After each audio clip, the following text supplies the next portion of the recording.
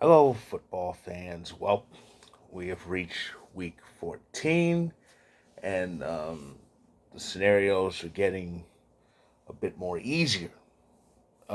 First off, before I announce the scenarios, which some of you already know, but let me go through them again, we have to look at the playoff picture, and it goes like this entering the final 5 weeks of season. In the AFC, you have the Bills and the Chiefs tied atop the standings at 9-3 due to the Bills winning the Thursday night game, and the Chiefs fell to the Bengals. So there's a tie, and the Bills hold the tiebreaker thanks to their victory this season over Kansas City, which they needed, which is big, which is important, which means if um, if we do get yet another playoff meeting between those two, it'll be in Buffalo this time, if it remains tied. Ravens still lead the AFC North at 8-4, and this fan remembers when they had 8 wins last year. The Ravens were 8-3 entering the final 6 weeks of the season, yet they ended the season on a six-game losing streak. No bueno for the Ravens. That during that stretch, Lamar Jackson was injured, and it's a new year, and Lamar Jackson is injured.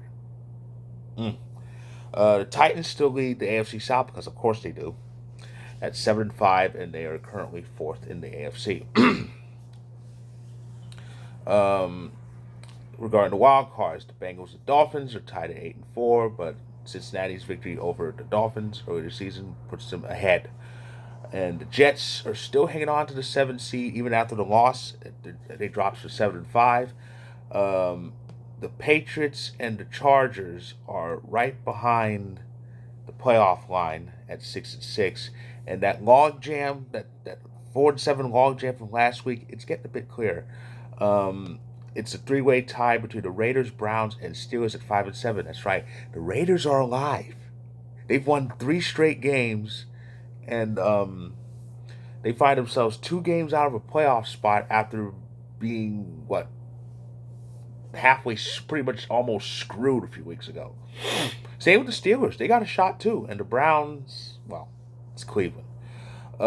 Indy's hopes are fading with that loss. They dropped to 4-8-1. Jaguars dropped to 4-8. And we do have one elimination in the AFC. And of course, it's the Texans. I think that's 2 or 3 years straight that Houston was the first team eliminated. They just keep getting those high draft picks.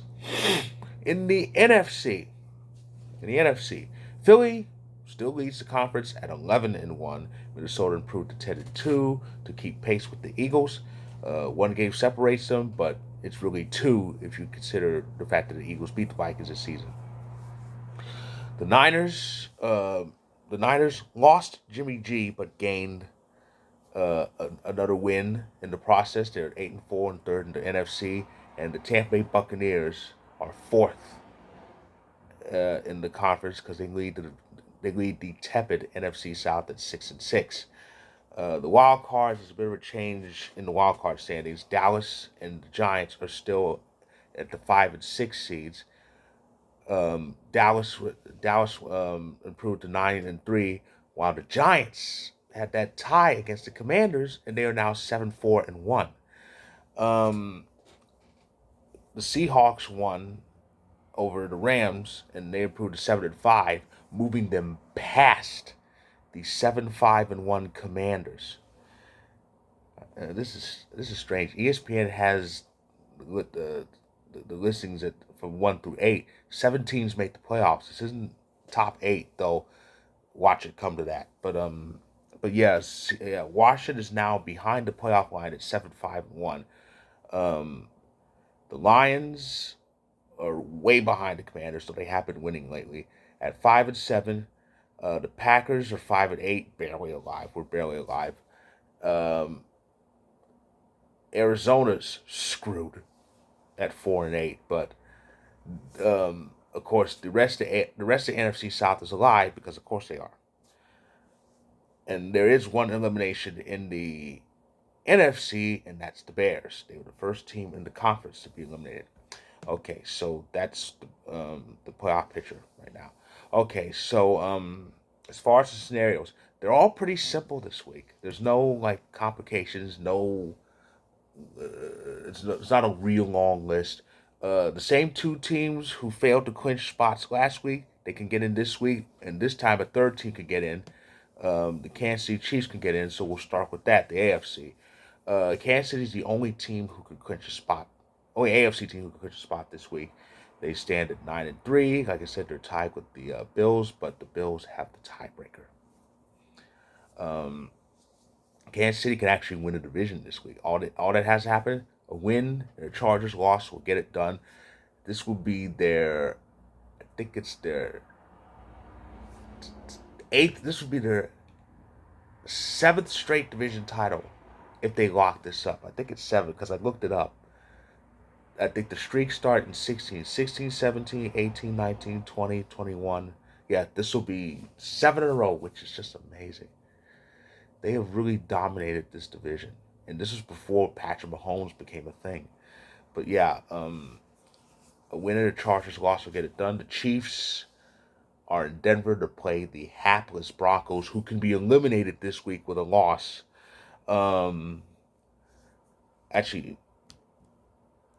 yeah, just a loss will do it. Or even if they win, wins from the Jets, Baltimore, and either Cincinnati or New England will do it. So that combination will do it. But a loss will knock them out, even after they were in a year that they were expected to kind of at least make the playoffs, if not win the AFC West. But yeah, they could be eliminated this week. The Broncos can. So yeah, the Chiefs are in Denver, and the Chargers are on Sunday Night Football this week, hosting the Miami Dolphins. So should and or when Kansas City gets their win, they'll tune into NBC to pull for the to pull for the Dolphins.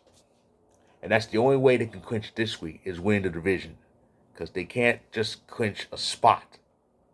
It has to be a Chargers loss again in the division, which will guarantee them a home game, at least in the wild card, if not the division and the divisional round, though they could get the bye. They're still in competition for that. Anyway, that's the only scenario in the AFC. The NFC is the same two teams, Philadelphia and Minnesota. Starting with Philadelphia, who's number one in the conference at 11-1. They won their game last week, and the tie between the Giants and Washington was part of one of the scenarios. But Seattle and San Francisco both won their games, so they have to wait. They have to wait another week. Again, Philly's situation is simple. They win, they're in. They tie, they're in. It's nice to control your own destiny. And again, this is why. And again, mention that tie. This is why scenarios always mention. I always say win or tie, or loss or tie, because ties, they may be rare, but they happen. Last week was a test to that. But yeah, if the Eagles win or tie this week, that's it. They're officially in. Or Seattle and San Francisco both lose, that'll do it too. Even if Philadelphia somehow loses, Philly Philly's on the road against the Giants this week. You know those NFC East battles, and it's not a foregone conclusion that Philly's going to win, because Philly's one loss was in the division, and that was Washington. So yeah. As for Seattle, they're hosting the Carolina Panthers. The Niners are facing, who are they facing? Oh yeah, they're hosting the Buccaneers again without Jimmy Garoppolo. So yeah, but I think the Eagles play first. So if they win, or even if they tie, they won't have to do any additional scoreboard watching. It's only in the event of a loss that they have to keep an eye on things later today. But anyway. Of course, last up, the Vikings. Vikings are 10-2, second in the NFC, and they lead the North by a lot. They had a chance to win the division last week. They needed a win and a Detroit loss. Minnesota did their part, but the Lions molly-whopped the Jaguars. However, this week the Vikings and Lions play each other, which means all Minnesota has to do to win the division, they have to beat them or tie them. And that's interesting, because Minnesota's going to want payback, because the last time they went to Detroit, it was around this time last year. And of course, Detroit beat them to get their first win of the season. So Minnesota's going to look to get their pound of flesh against the Lions. And what better way than to make things difficult for Detroit by locking up the division? So yeah, so those are the only clinching scenarios this week. It's always something. That's how it usually starts with clinching scenarios. Clinching scenarios. It starts around first or second week December. It's usually like one or two teams that can get in, but of course, as always, it gets chaotic later in the month and even into January. Because remember, it's an 18-week season now, which means it's a guarantee that the regular season is going to end in January. Because before that the regular season ended either on the last Sunday of the calendar year or the first Sunday in the new year. So it wasn't a foregone conclusion, but regular season is guaranteed to end in January, and right around time Christmas weekend, New Year's weekend, that's when things get crazy. More teams can clinch, more teams get eliminated. We're not there yet, but we're gonna get there. So so those three could get in, and again, I usually don't mention eliminations, but it's kind of a special case because there are three teams who can be there are three teams who can be eliminated for playoff contention, and one of them, the defending champs. Yeah, I actually mentioned this in my week uh, 13 recap video, but yeah, the Rams, their next loss will be their last.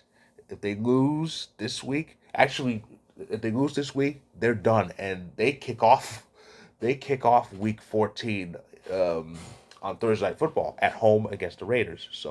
Yeah, so this season could end pretty quickly. So yeah, and even if they do win, Seattle wins and the Giants win, that'll do it.